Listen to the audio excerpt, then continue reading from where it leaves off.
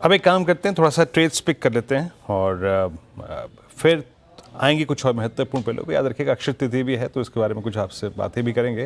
लेकिन मानस, क्या trade carry करेंगे आप फ्राइडे के लिए?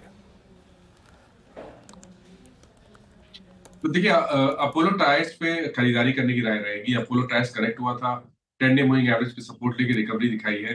तो अपोलो टायर्स के फ्यूचर में खरीदारी करेंगे, 468 का स्टॉप लॉस लगाएंगे और 480 के टारगेट सेट। इन भाई एक बार जरा डॉलर रुपी देखिए आप, ये कुछ कॉन्फिडेंस देगा कि आज भी मैसिव एफआई बाइंग हुई होगी 8464 पर डॉलर रुपी। मुझे याद नहीं है लास्ट टाइम कब मैंने इतना शानदार, आदत पड़ गई थी उल्टी डायरेक्शन में ऐसा मूव देखने की।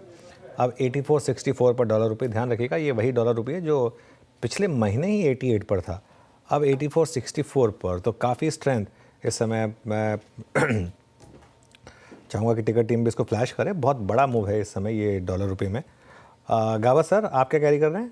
एक्चुअली कैरी नहीं करना चाहिए, स्ट्रेट क्लियर, बिकॉज मार्केट में थोड़ी वोलेटिलिटी ज्यादा है, अपर रीजन पे रेजिस्टेंस ज्यादा है और काफी मूव चल रहा है, तो यहाँ पर थोड़ा रुकना चाहिए।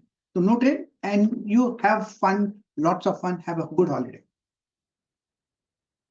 गावा सर कोई ट्रेड कैरी नहीं करना चाहते, ठीक है, रेस्पेक्ट करेंगे गावा सर इस चीज़ को। चंदन, आप क्या कैरी करेंगे? बिल्कुल, मैं फोकस करूंगा भारतीय एयरटेल विद द व्यू की मार्जिन ऑफ सेफ्टी है और मेजर ट्रेंड पॉजिटिव है। 5-6 दिन के करेक्टिव कंसोलिडेटिव मूव के बाद वापस रन अप देखने को मिला है, तो भारतीय एयरटेल पे खरीदारी की सलाह रखेंगे।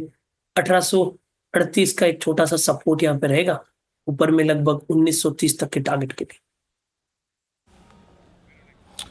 ओके, ये हो गया भारतीय एयरटेल। विकास, आप कैरी करेंगे कल के लिए, मतलब फ्राइडे के लिए? राजेश सतपथे जी माफ कीजिएगा, आप क्या कैरी करेंगे? वीरेंद्र जी, देखिए मैं मारुति को लेके जाऊंगा। बहुत ही क्लीन ब्रेकआउट मिला है, वॉल्यूम्स थोड़े कम है लेकिन ओवरऑल वॉल्यूम वॉल्यूम ही आज कम है। लेकिन जिस तरह से ये प्राइस एंड वॉल्यूम ब्रेकआउट है ऑन डेली चार्ट, मुझे लगता है प्रोबेबली फ्राइडे के दिन ये थोड़ा गैप अप ही होगा। तो ये गैप अप होगा, इसलिए मैंने इसे चुना है।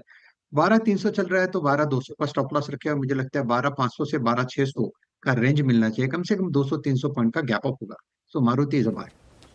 मारुति डे हाई पर कर रहा है कारोबार। राजेश जी की पिक। आशीष जी, आप बताइए फ्राइडे के लिहाज से आपने क्या पिक किया है?